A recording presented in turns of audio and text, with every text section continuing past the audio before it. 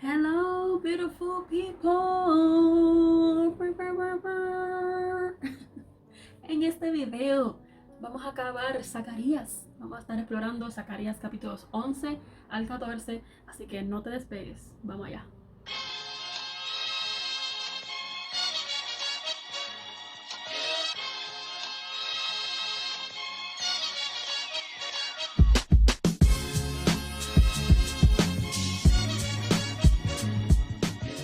Pues Zacarías 11 empieza con unos versículos del 1 al 3 que hablan sobre la destrucción futura o una descripción quizás de la destrucción pasada de Jerusalén. Los comentaristas que estaba leyendo como que no tenían eso claro.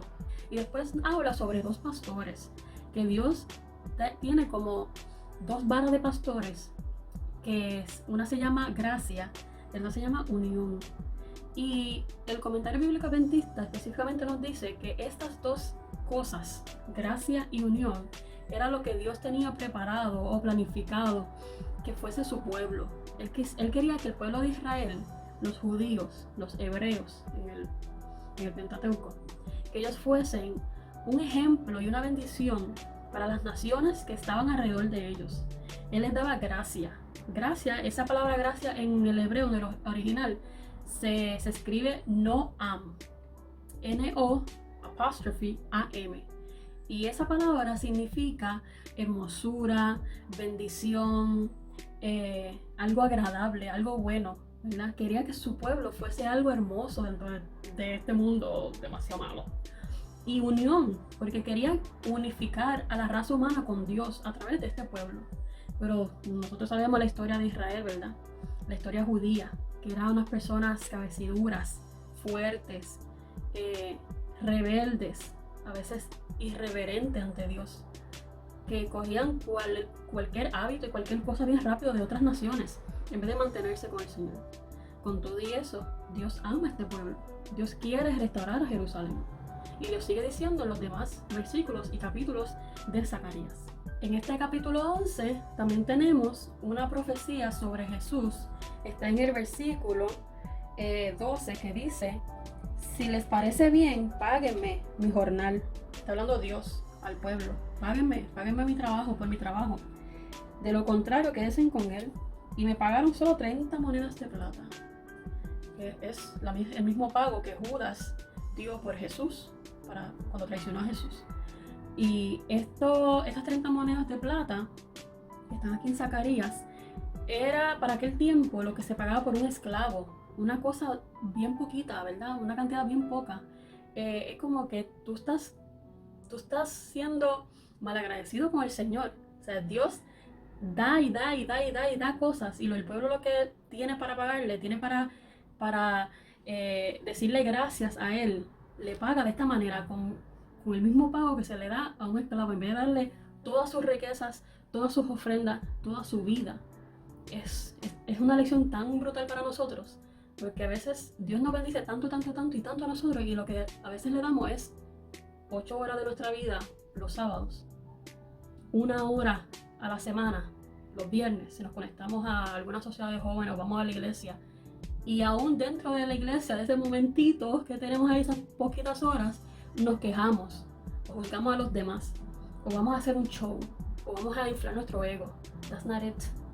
Pues en Mateo 26 y Mateo 27 vemos que se cumple esta profecía, o hay una similitud de esta profecía allí con Judas y con Jesús, como él lo vende por 30 monedas de plata. Sigue entonces el capítulo y termina el capítulo hablando sobre estos pastores insensatos, porque aquí Zacarías en este capítulo está personificando diferentes partes, como un pastor sensato al principio, ahora un pastor insensato, un pastor rebelde, y este pastor rebelde o inútil se le da diferentes características. Este pastor, versículo 16, dice: no se preocupa por las ovejas moribundas, no busca las ovejas perdidas, no cura a las ovejas heridas, ni da de comer a las ovejas sanas, sino que devorará a las más gordas y les arrancará las pezuñas.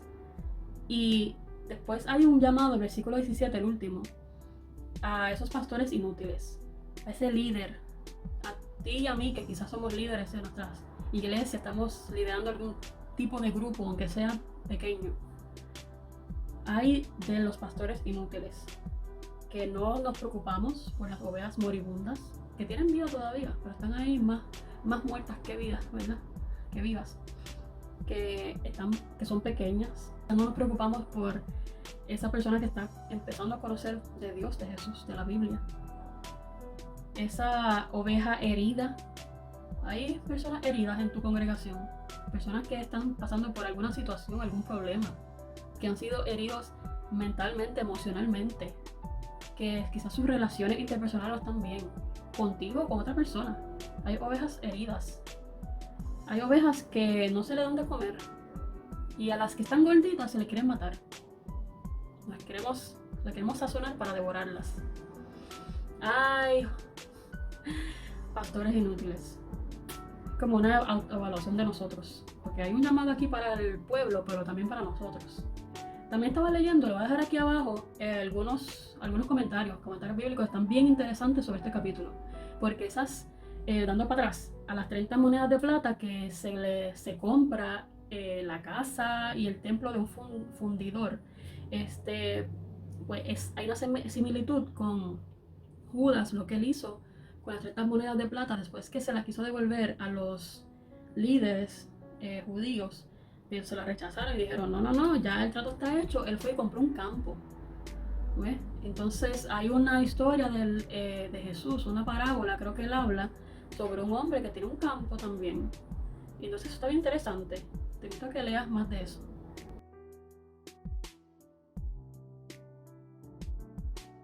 Este capítulo se puede dividir en 3 áreas. Dios cuida y defiende a su pueblo. El ángel de Jehová acampando alrededor de los que le temen y los defiende, papá. Me fui como que gangster. Dios le da poder a su pueblo. Y 3, Dios le da un espíritu de gracia y de oración o de súplica a su pueblo. Un llamado al arrepentimiento. Que me encanta. Esta es mi parte favorita de este capítulo.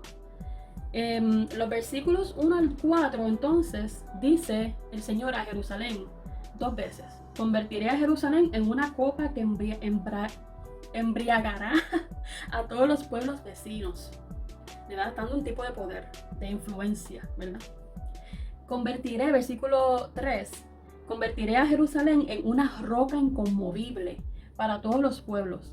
Y mira, en el comentario que está aquí abajo, de David Guzik, no sé cómo se pronuncia su apellido, pero en ese comentario que está brutal, nos habla de cómo Dios puso al pueblo judío, los israelitas, y le prometió su tierra, y hasta el día de hoy estamos viendo esa lucha entre Palestina y Jerusalén, Palestina y los israelitas sobre un territorio. Entonces ese comentario nos habla mucho sobre eso. Entonces también con la invasión de los árabes, los musulmanes, también hubo alguien en el 1920 y pico, 30 y pico, que declaró a Jerusalén como una parte, una de las tres ciudades o 3 partes del mundo más importantes para esa religión, para el Islam.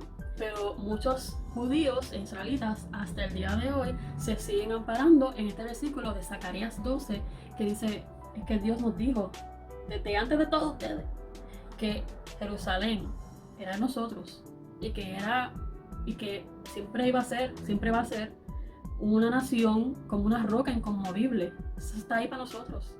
Y hasta ahora eso ha sido así. O sea, Dios ha cumplido su promesa. Hay muchas historias y muchos detalles que I'm not gonna get into it porque yo no soy una historiadora. Pero hay gente que sí está estudiando eso. Y hay comentarios bíblicos que sí podemos leer, como el que está aquí abajo, que va a profundidad y podemos seguir buscando información. Y está, ¿verdad? En verdad está bien interesante. Todo eso, esta parte de Zacarías 12, los primeros como 8 versículos, que habla sobre como que esto que estaba pasando en ese momento y cómo hasta el día de hoy todavía podemos ver hasta como que conflicto, porque hay una parte aquí que dice que toda la tierra también va a proclamar como que Jerusalén se ponga en el sitio que Dios siempre ha querido que Jerusalén está, y vemos otras naciones ahora mismo que también tienen sus opiniones y sus influencias sobre Jerusalén y Palestina e Israel. Like, we're seeing it. Y está como que bien interesante ese tema. Versículo 8 dice: en aquel día yo, el Señor, protegeré a los habitantes de Jerusalén. El más débil entre ellos será como David, y la casa real de David será como Dios mismo, como el ángel del Señor que marcha al frente de ellos. Y sobre este versículo quería compartir contigo una cita del Deseo a todas las gentes, la mejor biografía de Jesús. De hecho está aquí atrás, como que uno de esos, este libro que está aquí, el Deseo a todas las gentes, página 215 y 216, que dice así: una nación que se apoya en Dios es invencible. Again, una nación que se apoya en Dios es que invencible. Cada individuo también, oye, tú y yo también, puede recurrir a esas promesas en sus luchas contra la tentación y en sus victorias para el Señor. O sea, tú te puedes apoyar en Dios, cada individuo, tú y yo. Yo me puedo apoyar en Dios para poder vencer la tentación y para ser victorioso en Dios. Gracias, Señor, por eso. I love you. Entonces, los versículos 9 en adelante es un llamado de Dios al arrepentimiento. Él dice en el versículo 10 que Él da al pueblo un espíritu de gracia y de oración, o de gracia y de súplica. ¿Por qué? Mira el versículo 10, qué brutal está esto. Entonces derramaré mi espíritu de gracia y de súplica, o de gracia y oración, y entonces pondrán sus ojos en mí. Harán lamentación por el que traspasaron. ¿Quién será? Como quien hace lamentación por su único hijo. Llorarán amargamente como quien llora por su primogénito. Y esto se cumplió. En Mateo 24:30 y Apocalipsis 1:7 vemos que cuando Jesús venga, todo ojo le verá, ¿verdad? Dice ahí Apocalipsis. Aún las personas que lo traspasaron. Mateo 24 dice que un soldado traspasó a Jesús, le traspasó el costado, ¿verdad? Y ahí salió sangre y agua. Y sí, recuerdo bien. So many details de la Biblia. Pero lo traspasaron. Y entonces Dios le da al pueblo, Dios te da a ti y a mí ese espíritu para que reflexionemos sobre el sacrificio de Jesús. Podamos hallar gracia, reflexionar sobre ese regalo de Dios. Una oportunidad, un poder y un perdón en Dios. Al reflexionar sobre su Hijo Jesucristo, el Mesías. Y oración, un espíritu de oración, para que pidamos perdón, para que nos arrepintamos. Cuando veamos a aquel a quien traspasamos cada vez que le damos la espalda a Dios, cada vez que pecamos, cada vez que decimos sí a la tentación, en vez de, como el versículo 8, la cita que te había leído anteriormente, que si nos apoyamos en Dios podemos vencer la tentación. En vez de hacer eso, pues hacemos lo otro, hacemos lo contrario. Entonces, pues, gracias a Dios, ¿verdad? Que nos da ese espíritu, nos da el Espíritu Santo que nos habla a nosotros, al arrepentimiento, nos llama arrepentimiento, y reflexionamos sobre la vida de Jesús, que es otra cosa, es como que it's never ending. Esto no para. No, es como que cada vez que uno analiza, cada vez que yo analizo la vida de Jesús, es como que, pero y este ángulo que yo no había visto, esto está brutal. Y otra vez te convences, y otra vez lloras, y otra vez estás agradecido y agradecida de Dios por ese sacrificio y ese regalo. Y yo creo que hoy es un buen día para darle gracias a Dios por ese espíritu de gracia y ese espíritu de oración o de súplica, ¿no?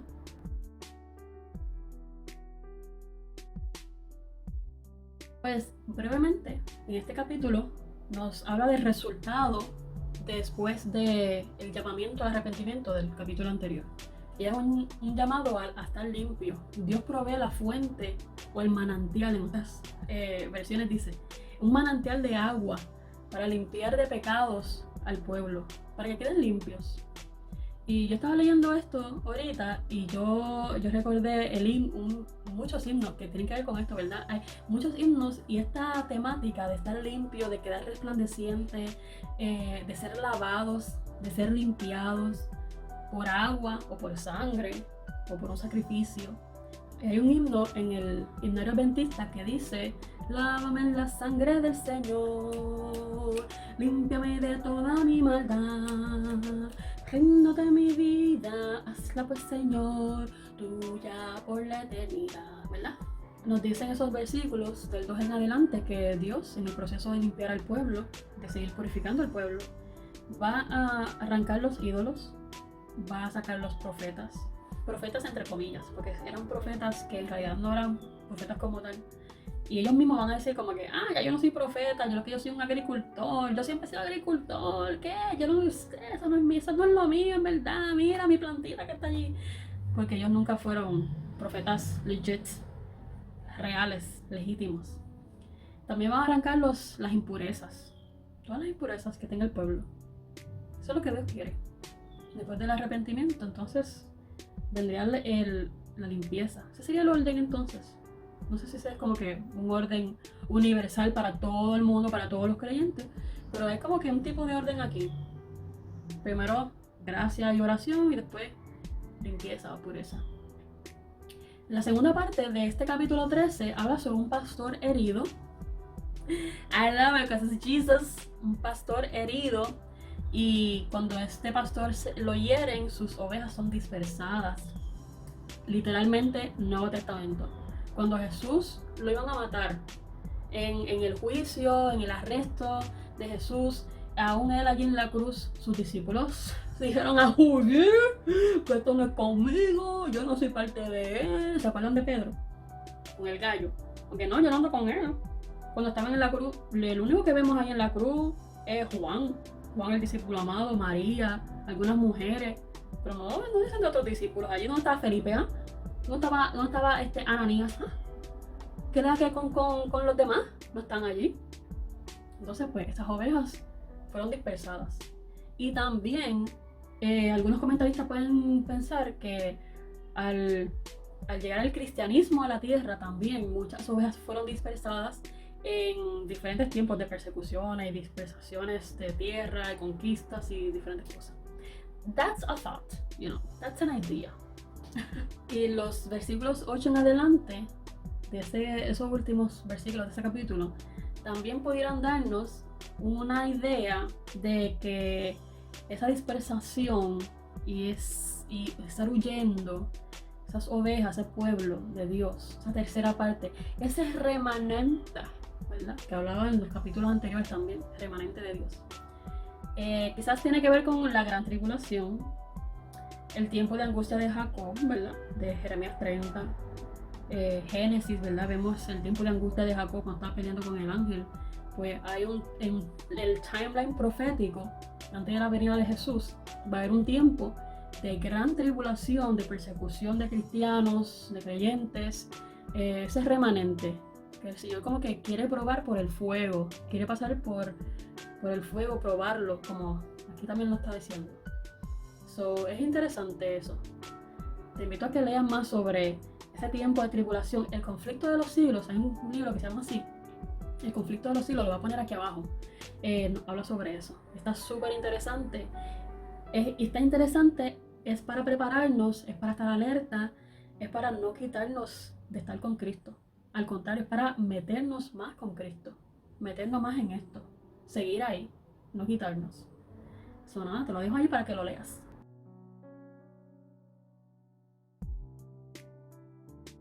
Y este capítulo entonces es el reinado de Dios. Llegó el reinado glorioso de Dios. This is it.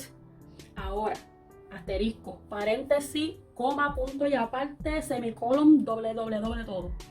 No quiere decir que este capítulo es un picture del futuro, tú sabes, del futuro en la segunda venida de Jesús.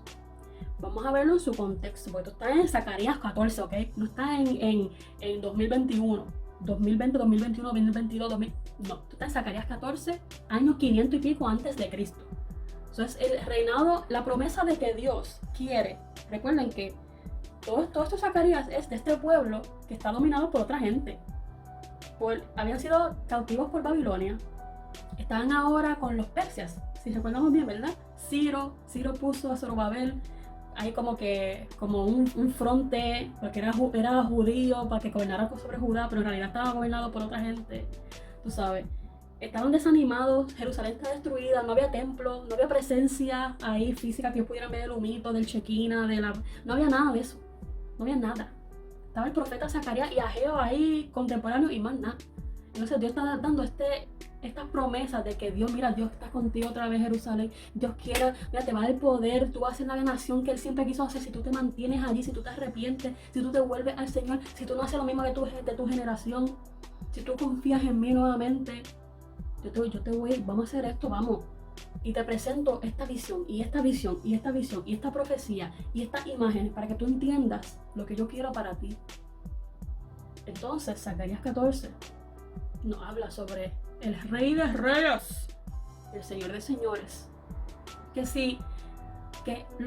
My takeaway de esto es como que si Dios amó tanto a este grupo de personas, y le prometió a este grupo de personas, y promete ser su Dios, habitar con ellos allí, no matter what, básicamente, ¿verdad? Un amor incondicional. Entonces, me habla mucho sobre quién es Dios y cómo Dios entonces puede hacer quizás lo mismo conmigo. Si yo tomo estos consejos del libro de Zacarías, si yo me vuelvo a Dios, si yo me arrepiento, si yo le pido su espíritu de gracia, espíritu de unión, espíritu de súplica, de arrepentimiento, Él entonces puede habitar conmigo, yo puedo habitar con Él. No en la Jerusalén terrenal. Yo no quiero vivir en el Middle East, you know. Yo, quien yo soy, con este pelo, en the Middle East. No. That's not my goal. Yo no quiero como que irme allá a vivir en un desierto, aquí en la tierra, ¿verdad? Pack my bags e irme. Yo quiero vivir en la nueva Jerusalén, en eso otra cosa. Esa otra cosa, en la tierra nueva. Estar 1000 años en el cielo y después volver a una tierra, otra cosa, ¿verdad? Otra cosa. Cosas que ojo no vio ni oído. Yo quiero experimentar eso que está ahí. Y este libro, entonces, me ha mostrado a un Dios compasivo, amante, persistente, incondicional en amor, en misericordia, en bondad, en un Rey de Reyes, en que se puede, si uno confía en Él, se puede.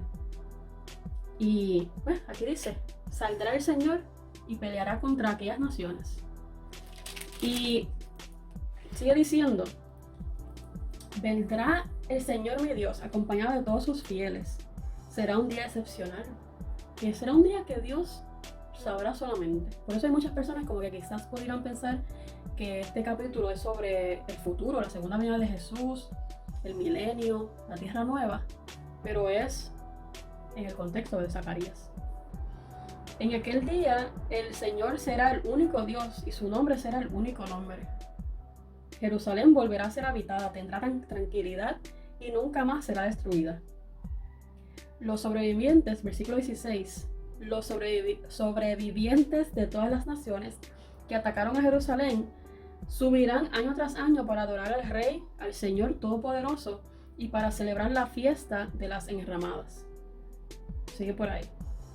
Y no solamente Dios será santo y consagrado, apartado para Él, como la mitra del sacerdote que decía santidad de Dios o santidad ante Dios, sino que nos dice allá lo último, que hasta los cascabeles de los caballos, hasta esa cosa insignificante, todo va a decir consagrado a Jehová, consagrado para el Señor, santo para el Señor, apartado para hacer algo para Dios. Todo.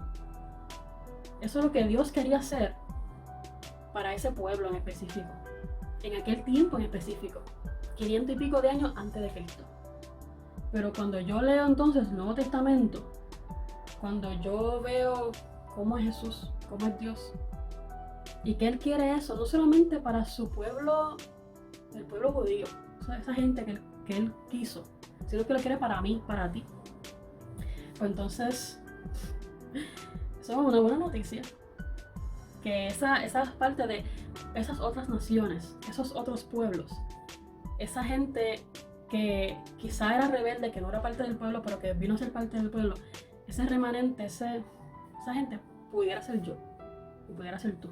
Pues es una buena noticia para ti y para mí tener un Dios así, que es amoroso, que quiere habitar con su gente, de todas las naciones. Zacarías, este tremendo libro, espero que lo hayas estudiado ahí conmigo y con tus familiares quizás, o con tus panas. Quédate pendiente a ver cuál será el próximo libro, los próximos pasajes, los próximos capítulos que estaremos estudiando. Gracias siempre por ver estos videos. Chequéate allí los enlaces y los recursos que puse que puedan ayudarnos a todos a seguir aprendiendo y leyendo sobre estas historias bíblicas. Recuerda que si te gustó, si te fue de bendición, dale like allí al video, dale subscribe, compártelo con alguien, vamos a compartir la bendición y nos vemos en el próximo. Bye, chequeamos.